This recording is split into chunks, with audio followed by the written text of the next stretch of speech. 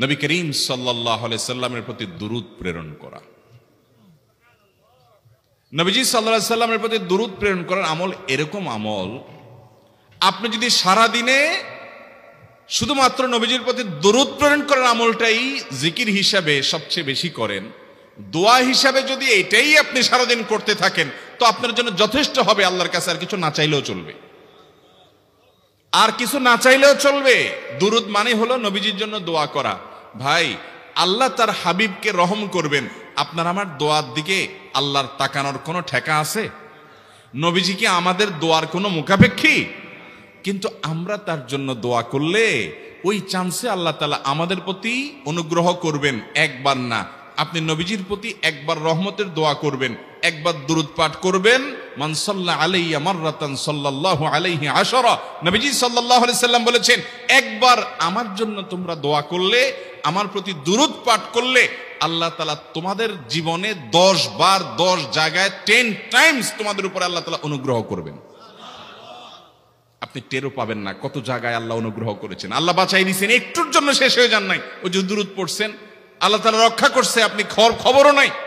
আল্লাহ তাআলা আপনার প্রতি বিশাল একটা দান করছে, আপনি লক্ষ্য করেন নাই। ওই যে দুরূদ পড়ছেন একবার, 10 বার রহমত হবে। এভাবে যত দুরূদ পড়বে সে তত রহমত এবং অনুগ্রহ পাবে। এক সাহাবী বলেছেন, ইয়া রাসূলুল্লাহ, আমি আমার দোয়ার কত অংশ আপনার জন্য রিজার্ভ রাখবো? আমি তো আল্লাহর কাছে অনেক কিছু চাইবো, অনেক কিছু নিবেদন করব, আপনার জন্য যেন আল্লাহ রহমত নাজিল করে, এটাই হলো দুরূদ। এই দুরূদটা আমি কি পরিমাণ রাখবো? 4 ভাগের 1 ভাগ, 3 ভাগের 1 ভাগ, অর্ধেক? এরপরে সাহাবী বলছেন, আসলে যদি সবগুলোই করি, উনি এক একটা পার্সেন্টেজ বলছেন, আর নবী করিম সাল্লাল্লাহু আলাইহি সাল্লাম বলছেন যে, তাকে বুঝাচ্ছেন যে আরো বেশি করতে পারলে ভালো হয়।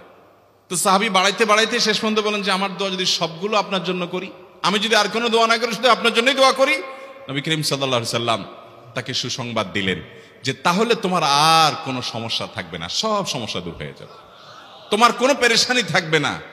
ভাইরা আমার, দুরূদের আমল এমন একটা আমল যে আপনার জীবনে কোনো বিপদ, কোনো মুসিবত, কোনো পেরেশানি, কোনো সমস্যা দেখা দিয়েছে, আপনি যদি দুরূদ পড়তে থাকেন, কোনো কিছু মনে আসছে না, অনেক সময় ছাত্র জিজ্ঞেস করে, ভাই পরীক্ষার হলে পড়া ভুলে গেছি, কি করব? আমি দুরূদ পড়া শুরু করেন। আরবদেরকে দেখা যায় কোনো কিছু ভুলে গেলে তারা বলে আল্লাহুম্মা সাল্লি আলা মুহাম্মদ, আল্লাহুম্মা সাল্লি আলা মুহাম্মদ, এটা শুরু করে তারা। কারণ নবী করিম সাল্লাল্লাহু আলাইহি সাল্লাম এর হাদিস থেকে স্পষ্টভাবে, একটি নয় বহু হাদিস থেকে প্রমাণিত, যে ব্যক্তি দুরূদটা নিয়মিত পাঠ করবে, সালাত আলা নবীটাকে যে ব্যক্তি আঁকড়ে ধরবে, সব সময় তার মুখ থেকে সালাত সালাত সালাম চলতে থাকে, এই ব্যক্তির সকল গুনাহ আল্লাহ মাফ করে দিবেন, সকল পেরেশানি আল্লাহ তাআলা মুক্ত করে দিবেন। ভাইরা আমার, দুরূদের আমলটা এত গুরুত্বপূর্ণ আমল, এটা আমরা করি এখন।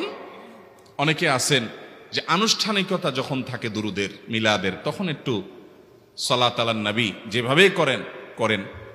আর বাকি অনেকে আছেন যেগুলো করারও কোনো খোঁজ খবর নাই। দুরূদ বেশি বেশি করে পাঠ করবো তো ইনশাআল্লাহ।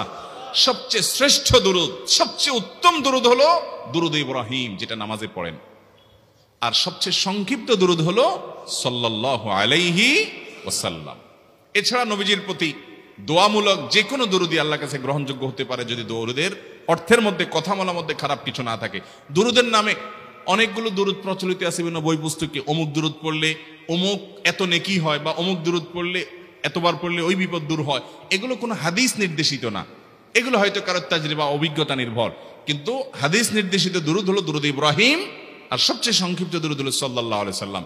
অর্থের ভিতরে যদি খারাপ কিছু, শিরকের কিছু না থাকে, নবীকে আবার আল্লাহর পর্যায়ে পৌঁছানোর মতো গুমরাহি যদি না থাকে দুরূদের অর্থের মধ্যে, তাহলে যে কোনো দুরূদই আপনি আল্লাহর কাছে পেশ করতে পারেন।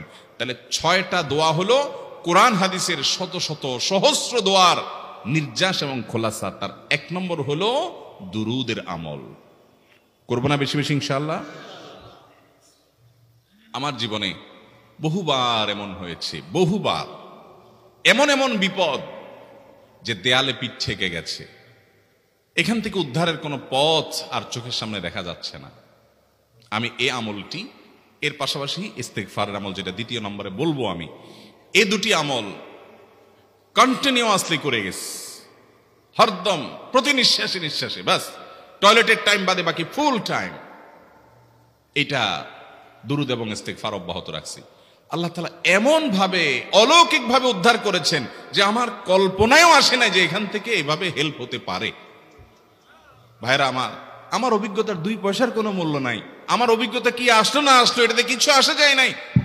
রহমতুল্লিল আলামিন আল্লাহর রাসূল আল্লাহর নবী ওয়াদা করেছেন যে আপনার পেরেশানি দূর হবেই হবে ইনশাআল্লাহ। অতএব দুরূদের আমল বেশি বেশি করব না ইনশাআল্লাহ।